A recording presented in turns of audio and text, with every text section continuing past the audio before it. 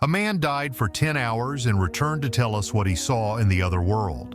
Ahmed Al-Sawi, a man in his 40s, was living a completely normal life without any serious health issues. But on that day, everything changed. Don't forget to press the like button and subscribe to the channel to receive all the new and special topics.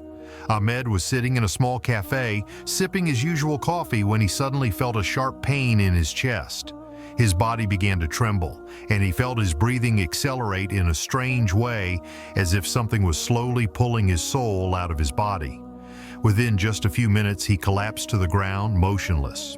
The cafe customers tried to help him and immediately called an ambulance, but by the time the paramedics arrived, it was too late.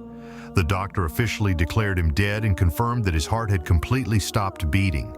They transported him to the hospital, where he was placed in the morgue, and on the death certificate, the cause of death was recorded as a sudden cardiac arrest. 10 hours passed and everyone was preparing for his funeral and burial, but what happened next was completely unexpected. At exactly 3 o'clock in the morning, inside the morgue, Ahmed's body suddenly moved. He slowly opened his eyes as if awakening from a long dream. But this was not a dream. It was something much bigger and stranger. A strong gasp escaped from his mouth, causing the morgue worker to drop everything he was holding in terror. His frightened voice echoed through the room as he screamed, "He is alive! The dead man has come back to life!" At that moment, Ahmed was still in a state of shock. He didn't know where he was or how he had come back to life, but he was certain of one thing. He had seen something beyond human comprehension. But what exactly did he see? Ahmed sat up, breathing heavily, as if he had returned from a journey that lasted for decades, while his body struggled to grasp the fact that he was alive again.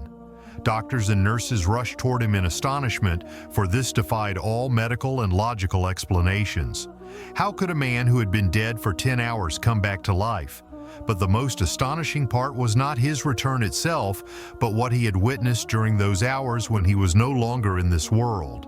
With a trembling voice, Ahmed began to tell his story. "When my heart stopped beating, I felt as if I was slipping into a deep void. It was not entirely dark. Instead, a faint light surrounded me from all directions. I felt like I was floating, weightless, bodiless. I could see everything, but not with my eyes. I could sense things as if I had become part of them. After a few moments, I found myself standing before a massive door made of glowing golden light. It was no ordinary door. It pulsed with life as if it were breathing. I tried to touch it, but before I could get close, I heard a deep voice calling my name. The voice was familiar, yet it was not human. At that moment, Ahmed's voice lowered as he glanced around as if something was still watching him. Then, in a hushed tone, he continued, "I saw people there, faces I had long forgotten. People who had passed away years ago, but they were not as they had been in this world. They were surrounded by an aura of light, smiling at me as if they knew me. I tried to speak to them, but suddenly I felt a force pulling me backward at an incredible speed." Ahmed took a deep breath and then said, "The last thing I heard was a whisper saying, 'Not yet, your time has not come. Go back and tell them what you saw.' And suddenly I was back here, in my body." Silence filled the room. No one knew what to say. Everyone was stunned, caught between belief and doubt. Was this merely a hallucination caused by cardiac arrest, or was it a real experience of another world? But Ahmed had not yet told them everything. There was something else, something that had made him wake up screaming in terror. Moments of eerie silence followed Ahmed's last words, as if everyone was waiting for him to continue.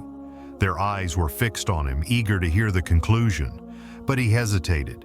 What he had seen in the final moments of his journey was not something that could be forgotten easily, nor was it something that should be spoken of. He lowered his head slightly, as if battling an internal struggle, then spoke in a low but fearful voice. "Before I returned, I saw something I was never meant to see." The doctors and nurses exchanged puzzled glances. One of them asked, "What did you see, Ahmed?" He slowly raised his head, his eyes shadowed with fear, then whispered, "I saw them. I saw beings that were neither human nor angels. They were watching me. as if waiting for a decision I knew nothing about. One of them was staring at me with eyes unlike any I had ever seen, deep, filled with wisdom, yet sorrowful. Then he whispered something to me just before I was pulled away from there. Ahmed paused for a moment, taking a shaky breath, then continued. He told me that I would return here, but not for long. He said I would leave again, but this time I wouldn't come back.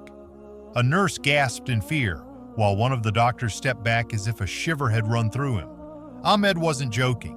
He was serious, and it was clear that he believed every word he had spoken. He stood up with difficulty, as if he could already feel that his time in this world was running out. He smiled a calm smile, as though he had understood something no one else could comprehend.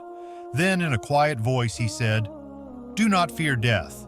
It is not the end as you think." Amidst everyone's astonishment, he turned and walked toward the door, leaving behind questions with no answers and a secret that would remain etched in his memory forever. But was Ahmed right? Was death truly not the end? Perhaps we will never know the answer, or maybe one day we all will. Share your thoughts in the comments, and don't forget to like the video and subscribe to the channel to stay updated with all our latest content. Thank you for watching, and see you in the next video. Goodbye, and subscribe to the channel. The story of Ahmed Al-Sawi leaves us with a profound and unsettling question. What truly happens after death? His experience, whether a near-death vision or a glimpse into another realm, challenges the conventional understanding of life and mortality. His account suggests that death is not the end, but a transition into something beyond human comprehension. The presence of mysterious beings, the glowing door, and the whisper warning him of his inevitable return to the afterlife all hint at a reality greater than what we perceive. While some may dismiss his experience as a hallucination or a product of a dying brain, the clarity and intensity with which he recalled these moments make it difficult to ignore. Ahmed's final words, "Do not fear death. It is not the end as you think," serve as a thought-provoking reminder that life may be more than just the physical existence we know. Whether his experience was a divine revelation or an unexplained phenomenon, it leaves us with a lingering curiosity. If death is not the end, then what awaits us beyond? Perhaps, as he suggested, we will all find out one day. O Allah, the owner of all dominion, the giver of all sustenance, the bestower of all blessings, I turn to you in humility, seeking your infinite mercy and provision. O Allah, you are Al-Razak, the supreme provider, and Al-Ghani, the self-sufficient, who enriches whom he wills. I ask you, by your beautiful names and lofty attributes, to grant me abundant halal sustenance and bless my wealth with barakah. O Allah, expand my provisions and open for me the doors of halal earnings.